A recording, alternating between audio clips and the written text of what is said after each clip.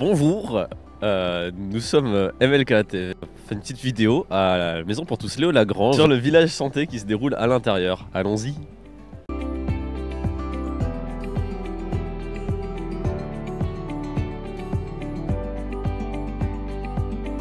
On se retrouve aujourd'hui avec Milena. Qui es-tu, Milena? Bonjour, je suis en service civique à la mission locale. Je suis axée sur le pôle de la culture, donc j'organise des sorties culturelles, j'essaie de trouver des bons plans, etc. Trop bien. Et qu'est-ce qu'on vient faire ici à la maison pour tous Léo-Lagrange? Eh ben, il y a actuellement un village santé sur la sensibilisation pour plein de choses sur la santé. On va découvrir ça, je pense. Ouais. Allez, c'est parti. Bienvenue à notre village santé. C'est nous qui organisons ça. On est service civique, du coup Alex et Luna. Et on va te remettre justement le passeport. L'idée c'est qu'en gros tu fasses ce circuit-là. Il y a un peu toutes les thématiques, autant santé globale, santé mentale, santé sexuelle. Donc voilà le petit parcours. Et l'idée c'est que tu passes au stand justement. Et dès que tu t'es un peu informé, ça te permet de recevoir un tampon. Il n'y a pas tout le monde qui a les tampons, ça permet de checker un peu tous les stands et voilà, de tout faire. Et voilà. Profite bien, fais un peu tout. Ça va, Milena? Ça va, c'est super sympa, très amusant. Salut. Qui es-tu? Comment vas-tu? Je m'appelle Nathan et je vais très bien. Tu es avec qui? Qu'est-ce que tu fais ici? Voilà, moi je suis avec les Compagnons Bâtisseurs. Qui sont les Compagnons Bâtisseurs? Qui sont les Compagnons Bâtisseurs? Alors c'est une association qui lutte contre la précarité énergétique. Et nous on est au CCPE, donc au chantier citoyen de la lutte contre la précarité énergétique justement. Donc on a un territoire d'action sur les Cévennes et à la Mosson et on sensibilise à la précarité énergétique. C'est quoi la précarité énergétique? La précarité énergétique, c'est quand on a des problèmes à payer ses factures dans son logement, quand on a des problèmes qui peuvent aller de la moisissure à l'insalubrité. Donc donc notre boulot c'est un peu de sensibiliser tout public, les jeunes, les adultes, les moins jeunes. Bah trop bien. Et du coup là il y a un petit stand, c'est ça? C'est ça. Donc Milena, si tu veux je t'explique l'activité. Alors là, il y a des mises en situation, donc je peux t'en lire quelques-unes. Des taches verdâtres s'étendent lentement sur les murs du logement d'Eva. L'odeur de moisi s'infiltre partout, l'air devient irrespirable, l'humidité s'accumule, les moisissures prolifèrent. Bon, je ne vais pas la lire en entier, mais tu as compris dans les grandes lignes. Elle a de la moisissure chez elle. Qu'est-ce que ça te fait penser? Quel impact ça peut avoir sur sa santé? Elle peut avoir des maladies. Quelle maladie? Au niveau des poumons, peut-être. Des maladies respiratoires. En gros, les mises en situation, elles sont surtout là pour se faire rendre compte que le logement, ça peut avoir des réels impacts sur la santé. Donc il y en a certaines sur les factures, par exemple. Donc ça te fait penser à quoi, par exemple, les factures? Qu'est-ce que ça peut impacter sur la santé? Le stress. Donc la santé mentale en général. Et c'est pour ça que nous, on est là pour répondre aux questions de si tu en as. Par rapport à ton logement, il y a aussi des petits flyers, par exemple, pour les aides. Il y a, par exemple, le chèque énergie, je ne sais pas si tu connais. Tu as ton propre logement? Et si tu as ton propre logement et que tu as ta propre fiche d'impôt aussi, tu peux être éligible à ce chèque qui te fait payer moins ton électricité, ton gaz. Bonjour, qui êtes-vous? Alors moi je suis Nathalie, je suis infirmière à l'unité jeunes adultes. On est là pour parler de santé mentale. Je travaille dans un service, c'est l'unité jeunes adultes et adolescents au CHU de Montpellier, un service destiné pour les jeunes entre 15 et 25 ans, qu'ils sont à ultra haut risque de présenter des troubles psychotiques.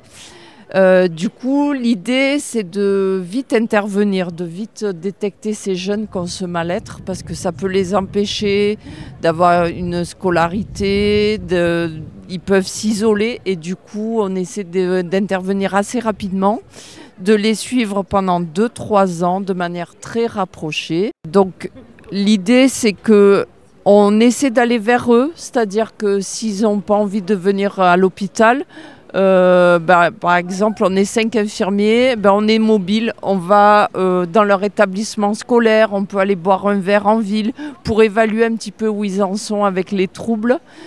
pas forcément les faire venir à l'hôpital. Et en même temps, si le scolaire est déjà devenu compliqué, ils peuvent passer le bac dans le service ou reprendre la scolarité dans des petites classes dans le service, vous voyez, pour vite reprendre un petit peu leur vie de jeune et rebooster un peu l'estime de soi. C'est trop bien. On en propose un petit exercice assez ludique, c'est la fleur de l'épanouissement, c'est-à-dire que c'est une fleur avec des pétales qui permet d'évaluer un petit peu tous les champs du jeune, voir comment il se situe. Alors ça peut être d'un point de vue intellectuel et scolaire, entre 0 et 10, comment il se trouve. 0 c'est catastrophique, 10 c'est le top du top. Là au niveau social, amoureux, s'il a des amis ou si... Voilà, 0 catastrophique, 10 vous avez compris, c'est le top. Et chaque jeune remplit un petit peu chaque pétale.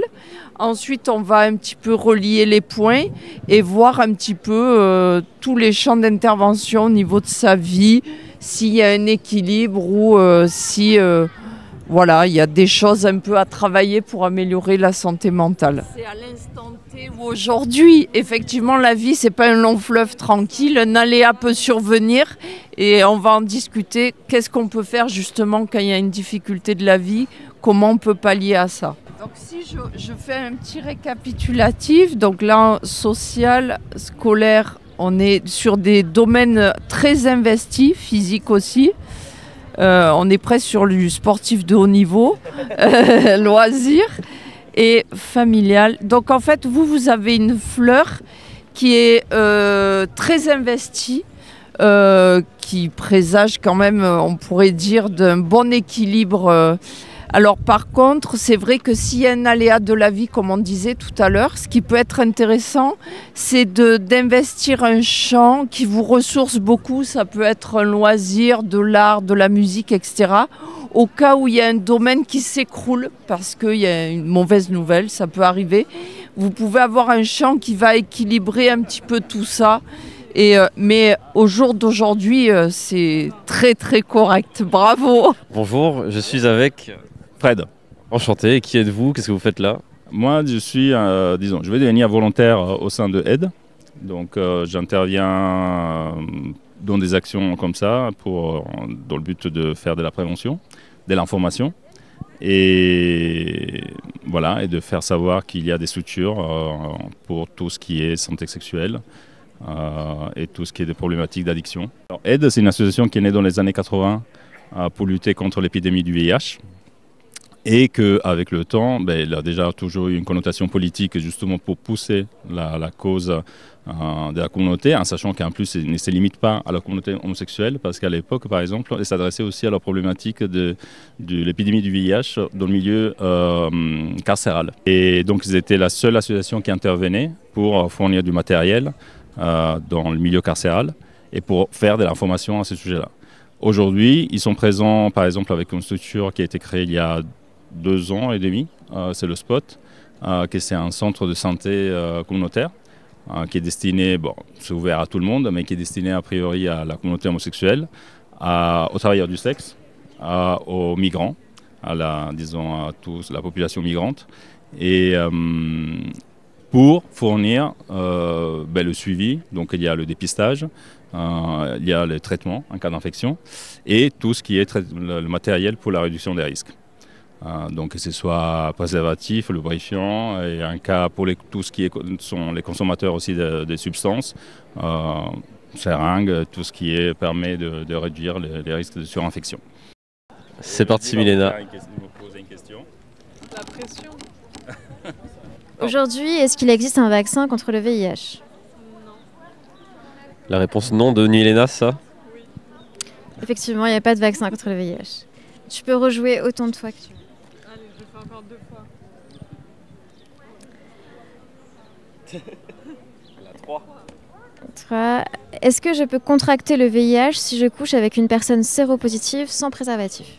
Oui.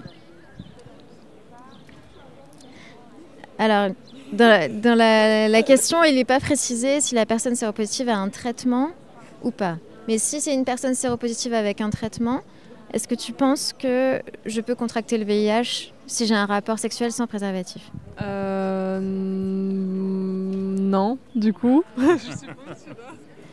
Bah oui, c'est non, parce qu'en fait le traitement empêche la transmission du VIH. Donc une personne séropositive au VIH qui a un traitement ne transmet plus le VIH, même si on n'utilise pas de préservatif lors des rapports sexuels.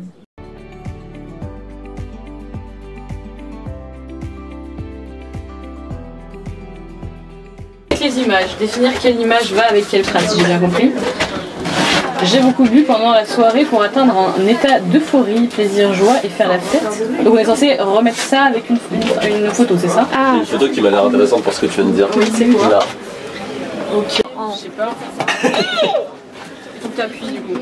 Ah, enfin, on s'est mis d'accord ou pas? Ouais. Et, bah voilà. On n'a pas les réponses? Si, c'était ça. Trop bien. Mais on n'a pas. Attends. Si, t'as mis 41 000. 000. 41 Ouais. Bien joué, t'es trop forte sur ta L'alcool ne fait pas grossir. Je sais pas, il faut faire quoi? Faux. Du sucre. Oui. 1 gramme d'alcool apporte 7 calories. L'alcool est donc une source calorique importante. De plus, les calories apportées par l'alcool sont dites vides, c'est-à-dire qu'elles n'apportent aucun élément nécessaire au bon fonctionnement de l'organisme.